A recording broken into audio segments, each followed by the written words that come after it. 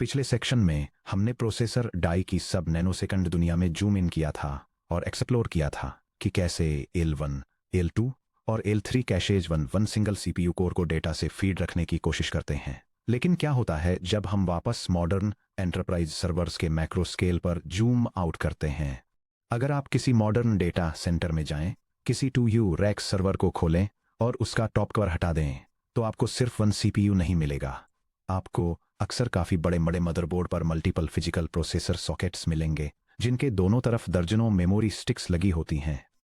First glance में आप ये मान सकते हैं कि इन सभी सॉकेट्स के हर सीपीयू कोर को main RAM one big happy uniform playground की तरह दिखाई देती है। आप सोच सकते हैं कि रैम के किसी फिजिकल ब्लॉक को एक्सेस करने में exact same amount of time लगता है, चाहे कोई भी कोर इसके लिए रिक्वेस्ट करे। अगर यह सच होता तो हम यूनिफॉर्म मेमोरी एक्सेस यूएमए के एरा में रह रहे होते। लेकिन high performance multi socket systems पर और यहां तक कि हाई कोर काउंट वाले मॉडर्न सिंगल सॉकेट सीपीयूज पर भी वह यूनिफॉर्म वर्ल्ड पूरी तरह से सिर्फ वन इल्यूजन है। Non uniform memory access NUMA की दुनिया में आपका वेलकम है। इस सेक्शन में हम किसी हाई परफॉर्मेंस सिस्टम आर्किटेक्ट के नजरिए से चीजों को देखेंगे। हम एक्सप्लोर करेंगे कि यूएमए अपने ही बोझ तले क्यों कोलैप्स हो गया, multi socket memory topologies physically कैसे फंक्शन करती हैं, क्यों cross socket remote memory reads आपके सॉफ्टवेयर के थ्रूपुट को साइलेंटली डिस्ट्रॉय कर सकते हैं, और आप अपने कर्नेल के नीचे के हार्डवेयर को कंट्रोल करने के लिए न्यूमा अवेयर C++ कोड कैसे लिख सकते हैं। यूएमए की डेथ और न्यूमा का राइज। मल्टी प्रोसेसर कंप्यूटिंग के शुरुआती दिनों में systems uniform memory access UMA model का यूज करते थे, जिसे अक्सर सिमेट्रिक मल्टी प्रोसेसिंग एसएमपी कहा जाता था। किसी ट्रेडिशनल यूएमए आर्किटेक्चर में सभी physical CPU sockets one single shared system memory controller से वन कॉमन सेंट्रल बस के जरिए कनेक्टेड होते थे, जिसे historically front side bus FSB के रूप में जाना जाता था। यह डायग्राम एक traditional uniform memory access architecture दिखाता है जहां मल्टीपल सीपीयू सॉकेट्स एक सिंगल फ्रंट साइड बस से कनेक्ट होते हैं। यह बस सिस्टम डीरैम के एक शेयर्ड पूल को एक्सेस करने के लिए एक सेंट्रलाइज्ड मेमोरी कंट्रोलर के थ्रू रूट होती है, जो सभी प्रोसेसर्स के लिए equal memory access speed ensure करती है। यूएमए मॉडल में डेवलपर्स के लिए लाइफ कॉन्सेप्चुअली सिंपल थी।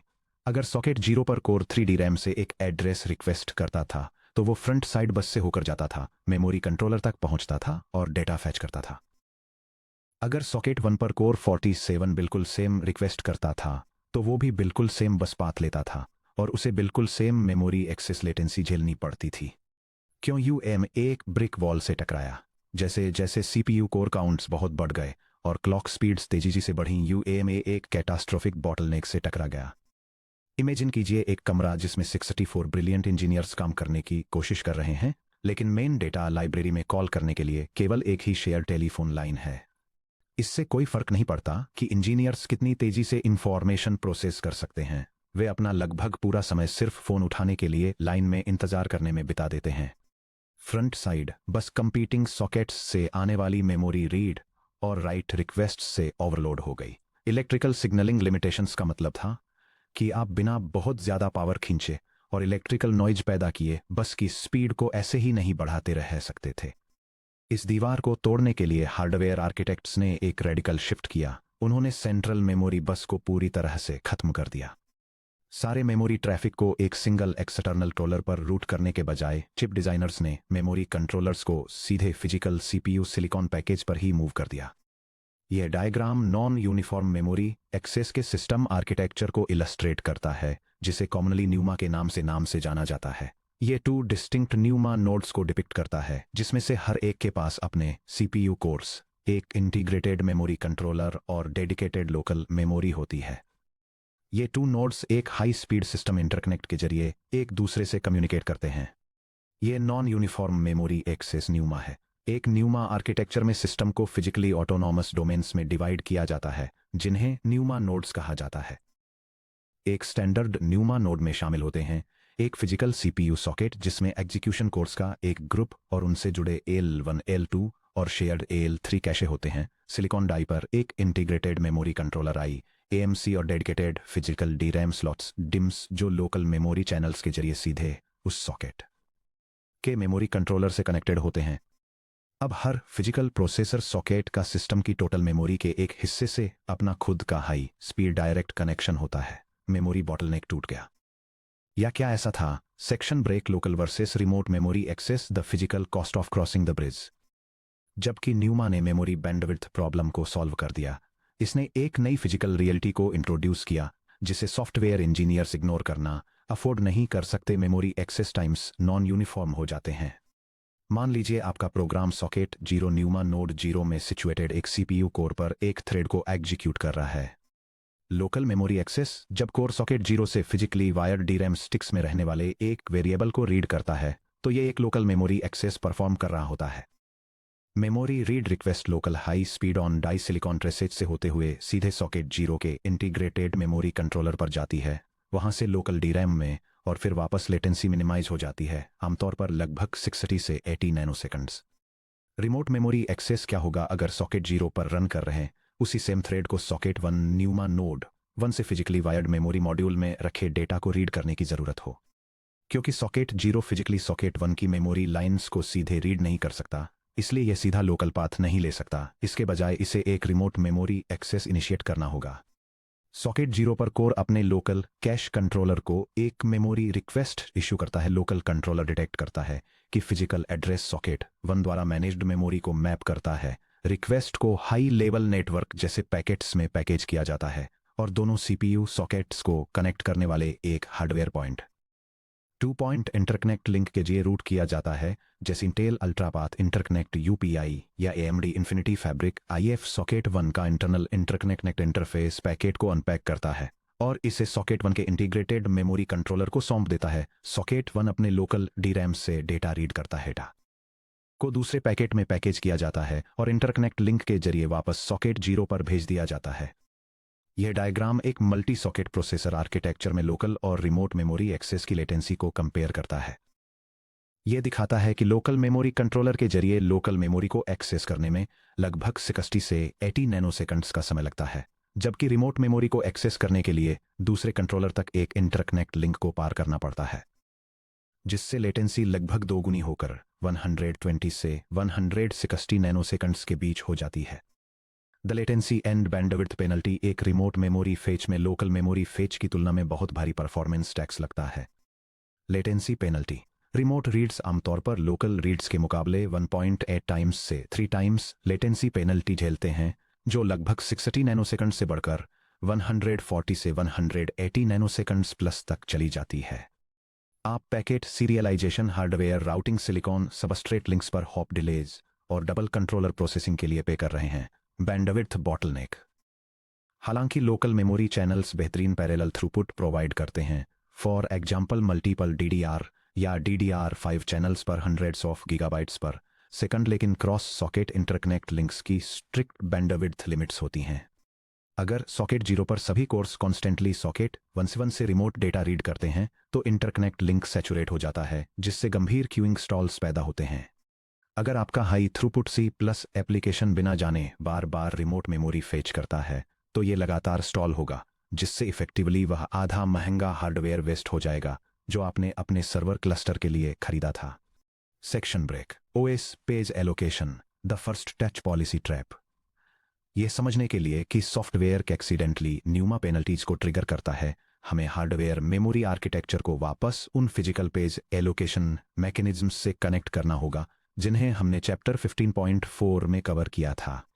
जब आप C++ में मैलॉक या न्यू को कॉल करते हैं तो ऑपरेटिंग सिस्टम कर्नेल तुरंत फिजिकल डीरैम पेजेस को ग्रैब करके उन्हें आपके प्रोसेस को नहीं सौंपता है। इसके बजाय वर्चुअल मेमोरी एड्रेसेस को वर्चुअल एड्रेस स्पेस रिजर्वेशंस के जरिए लेजिली मैप किया जाता है। फिजिकल रैम पेजेस को केवल तभी रियल सिलिकॉन मेमोरी का बैकअप मिलता है जब कोई थ्रेड उस वर्चुअल एड्रेस रेंज में अपना फर्स्ट राइट एग्जीक्यूट करता है। इस मैकेनिज्म को फर्स्ट टच एलोकेशन पॉलिसी के रूप में जाना जाता है। द फर्स्ट टच ट्रैप एक classic multi threading bug. Linux kernel और ज्यादातर एंटरप्राइज OS कर्नेल्स डिफॉल्ट रूप से एक local first touch memory allocation policy का यूज करते हैं। जब कोई पेज फॉल्ट होता है तो उस CPU कोर से जुड़े न्यूमा नोड पर फिजिकल मेमोरी पेज एलोकेट करें जो करंटली उस कोड को एग्जीक्यूट कर रहा है जिसने मेमोरी को टच किया था। यह पॉलिसी रीजनेबल लगती है, लेकिन ये C++ डेवलपर्स के लिए एक खतरनाक जाल बुनती है जो high performance multi threaded code पर काम कर रहे हैं। इस नाइव पैटर्न को देखिए। ये C++ प्रोग्राम उन सिस्टम्स पर एक multi threaded memory allocation issue को डेमोन्स्ट्रेट करता है जिनमें मल्टीपल प्रोसेसर सॉकेट्स होते हैं। एक सिंगल मेन थ्रेड एक लार्ज डेटा सेट को एलोकेट और इनिशियलाइज करता है, जिससे ऑपरेटिंग सिस्टम सारे फिजिकल मेमोरी पेजेस को एक सिंगल मेमोरी नोड पर प्लेस कर देता है। जब डेटा को प्रोसेस करने के लिए अलग अलग प्रोसेसर सॉकेट्स पर पैरेलल वर्कर थ्रेड्स को लॉन्च किया जाता है, तो रिमोट सॉकेट पर रन होने वाले थ्रेड को रिमोट मेमोरी एक्सेस लेटेंसी की वजह से परफॉर्मेंस डिग्रेडेशन एक्सपीरियंस करना पड़ता है।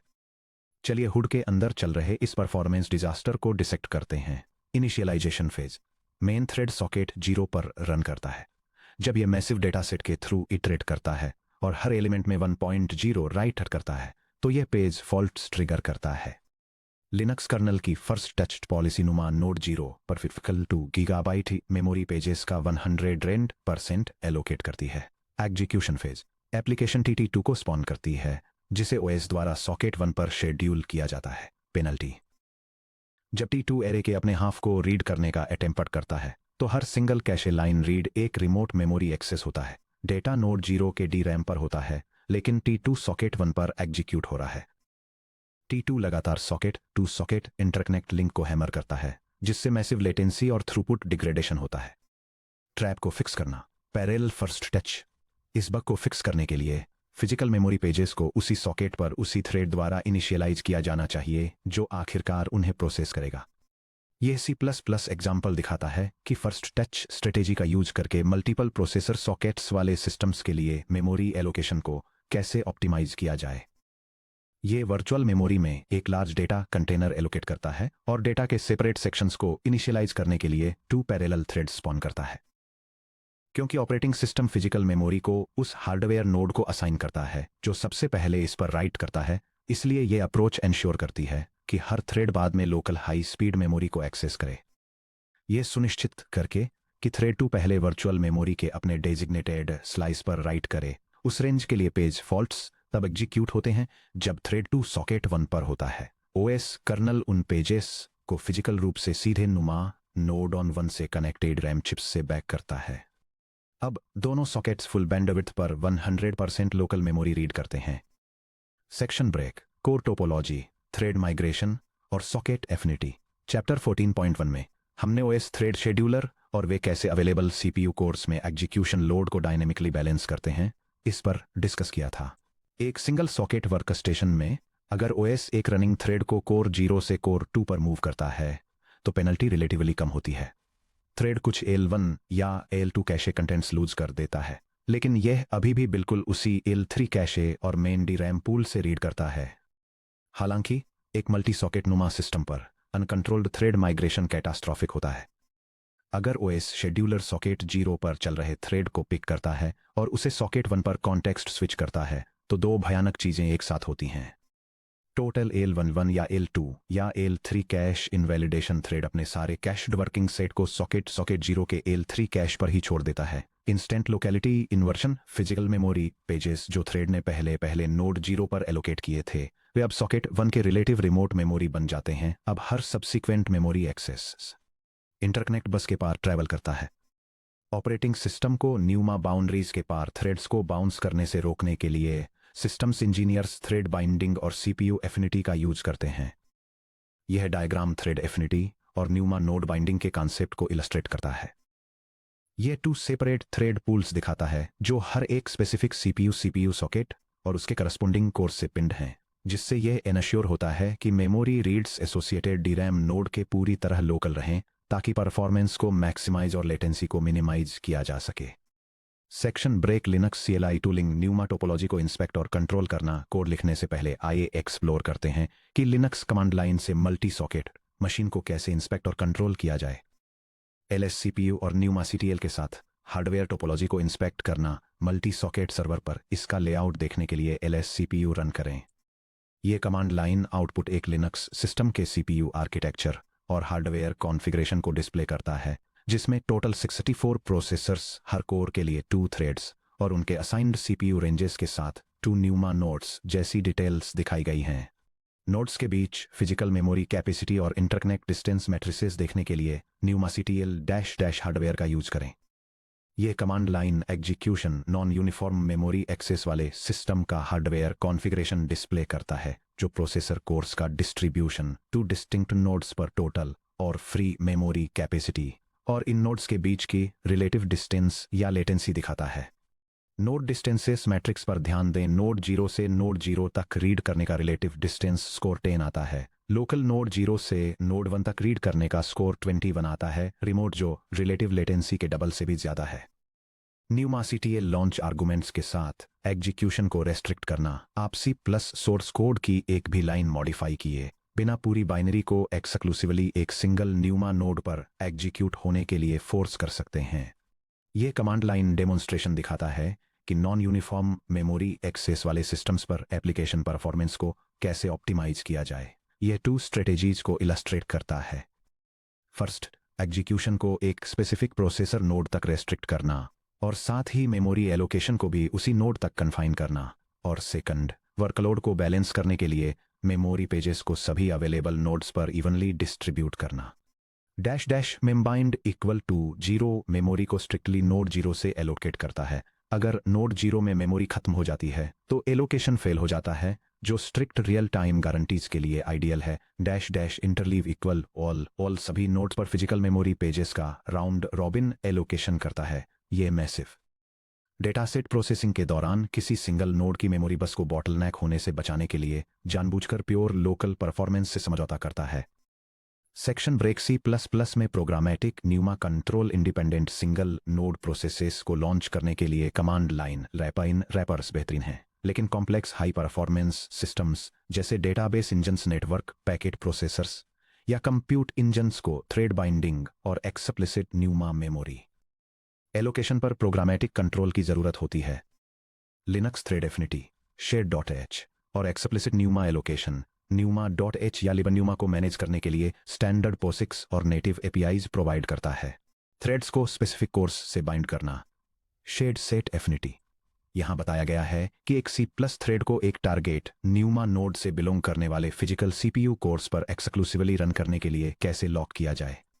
यह C++ प्रोग्राम डेमोन्स्ट्रेट करता है कि कैसे एक थ्रेड को सिर्फ स्पेसिफिक प्रोसेसर कोर्स पर रन करने के लिए रेस्ट्रिक्ट किया जाए। यह स्टैंडर्ड थ्रेडिंग लाइब्रेरी के साथ POSIX थ्रेड एफिनिटी फीचर्स का यूज करता है ताकि एक न्यूली क्रिएटेड वर्कर थ्रेड को फर्स्ट 16 CPU कोर्स से बाइंड किया जा सके, जो फर्स्ट न्यूमा नोड से करस्पॉन्ड करते हैं, ताकि लेटेंसी सेंसिटिव टास्क के लिए परफॉर्मेंस को ऑप्टिमाइज किया जा सके। Explicit pneuma local memory allocate करना। लिबन्यूमा स्टैंडर्ड C++ मैलॉक या ऑपरेटर न्यू प्रोसेस की डिफॉल्ट एलोकेशन पॉलिसी का यूज करता है।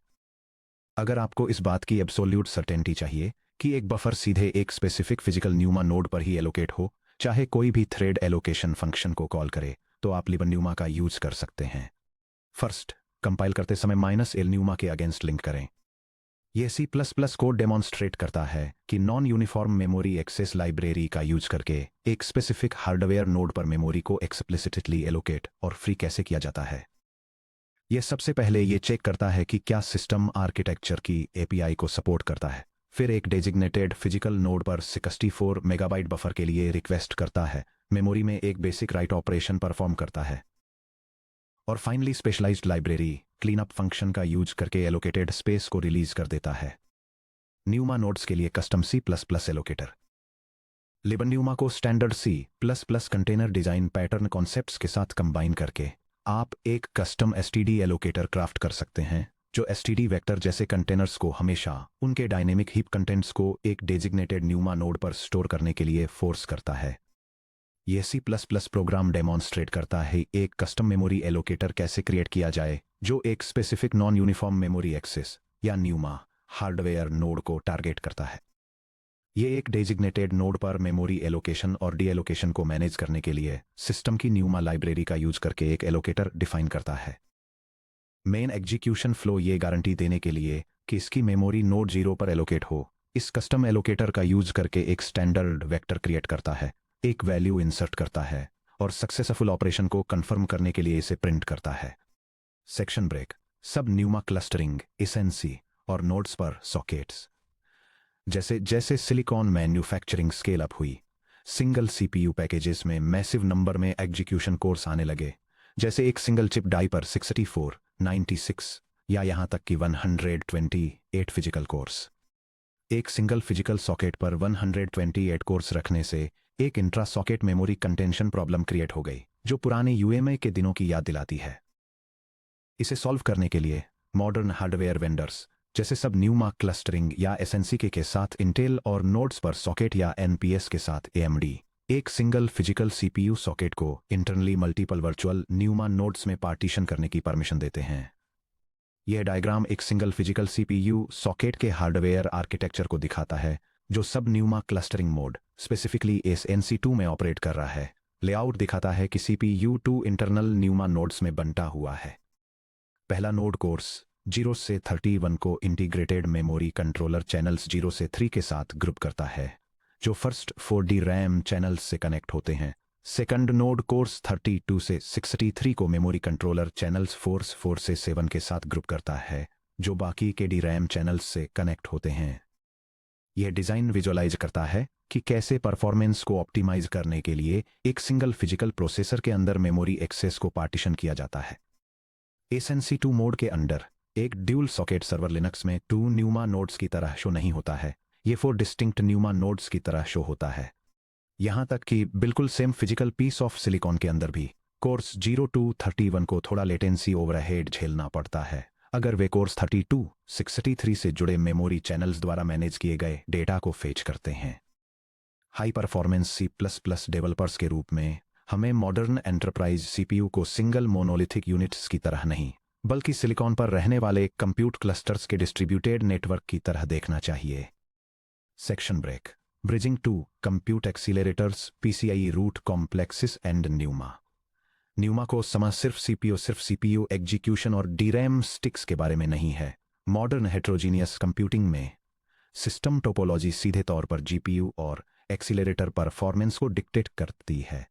पेरिफेरल डिवाइसेस हवा में कनेक्ट नहीं होते हैं। Peripheral component interconnect express PCI slots physically specific PCI root complexes से वायर्ड होते हैं, जो इंडिविजुअल सीपीयू सॉकेट्स में बने होते हैं। यह आर्किटेक्चरल डायग्राम दिखाता है कि कैसे एक हार्डवेयर एक्सेलरेटर को non uniform memory access nodes में इंटीग्रेट किया जाता है। यह 2 separate central processing unit nodes दिखाता है, जो एक हाई स्पीड इंटरकनेक्ट से लिंक्ड हैं, जिसमें एक graphics processing unit directly first node से एक dedicated peripheral component interconnect express bus के जरिए कनेक्टेड है। आप ऊपर दिए गए स्ट्रक्चरल डायग्राम को देखें। जीपीयू 0 फिजिकली पीसीआई लेन ट्रेसेस के जरिए सीधे न्यूमा नोड 0 से वायर्ड है।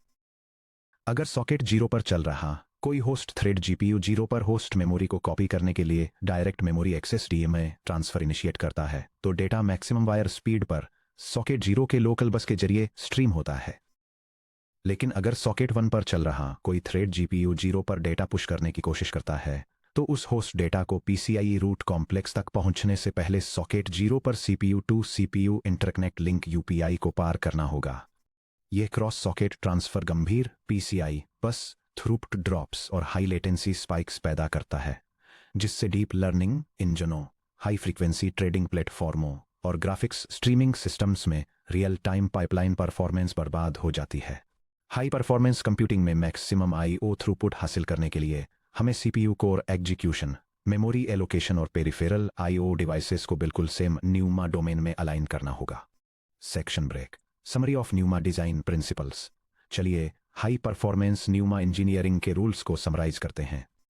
यह टेबल कई आर्किटेक्चरल मैट्रिक्स में लोकल न्यूमा एक्सेस और रिमोट न्यूमा एक्सेस को कंपेयर करता है। फिजिकल पाथ के लिए local NUMA access directly core से लोकल आईएमसी और फिर लोकल डीरैम तक रूट करता है। इसके अपोजिट रिमोट न्यूमा एक्सेस को कोर से लोकल आईएमसी तक, फिर यूपीआई या आईएफ इंटरकनेक्ट के जरिए रिमोट आईएमसी तक और फाइनली रिमोट डीरैम तक ट्रेवल करना पड़ता है। इस वजह से लोकल एक्सेस के लिए एवरेज लेटेंसी अप्रोक्सीमेटली 60 से 80 नैनोसेकंड्स होती है, जबकि रिमोट एक्सेस में अप्रोक्सीमेटली 120 से लेकर 180 नैनोसेकंड्स से भी ज्यादा का समय लगता है, जो कि 1.8 से 3 टाइम्स पेनल्टी को रिप्रेजेंट करता है। इंटरकनेक्ट इंपैक्ट को देखें। लोकल एक्सेस में 0 इंटरकनेक्ट बस यूटिलाइजेशन होता है, जबकि remote access socket interconnect bandwidth को कंज्यूम करता है। फाइनली लोकल एक्सेस के लिए थ्रूपुट बॉटलनेक सिर्फ लोकल डीरैम चैनल्स तक ही लिमिटेड है, जबकि remote access interconnect transfer capacity से बॉटलनेक्ड होता है। नॉन यूनिफॉर्म मेमोरी एक्सेस यानी न्यूमा मल्टी सॉकेट सिस्टम्स को डिस्क्रीट नोड्स में बांटता है, जिससे सीपीयू कोर्स सीधे इंटीग्रेटेड मेमोरी कंट्रोलर्स और लोकल डीरैम चैनल्स के साथ पेयर हो जाते हैं। Remote memory access socket to socket hardware interconnects जैसे इंटेल यूपीआई और एएमडी इन्फिनिटी फैब्रिक को क्रॉस करते हैं, जिससे बहुत ज़्यादा लेटेंसी पेनल्टी होती है और इंटरकनेक्ट बस कंजेशन क्रिएट होता है। ओएस कर्नल्स की first touch policy physical memory pages को उसी कोर के न्यूमा नोड पर एलोकेट करती है जो पहला राइट ऑपरेशन परफॉर्म करता है। पैरेलल एलोकेशन के लिए पैरेलल इनिशियलाइजेशन की जरूरत होती है। थ्रेड बाइंडिंग यानी sched set affinity worker threads को specific NUMA node core sets पर लॉक कर देती है, जिससे सॉकेट्स के बीच नुकसानदेह ओएस कॉन्टेक्स्ट स्विचेस नहीं होते। प्रोग्रामेटिक एलोकेशन यानी लिब न्यूमा फिजिकल मेमोरी प्लेसमेंट पर क्लियर कंट्रोल देता है, जिससे developers pneuma aware dynamic structures बना सकते हैं। पेरिफेरल डिवाइसेज जैसे जीपीयू और निक्स फिजिकल रूप से specific NUMA socket PCI root complex से जुड़े होते हैं। High speed host to device transfers के लिए होस्ट मेमोरी और एग्जीक्यूशन थ्रेड्स को उसी लोकल न्यूमा नोड पर रखना जरूरी होता है जो उस पीसीआई स्लॉट को पावर दे रहा है। Section break.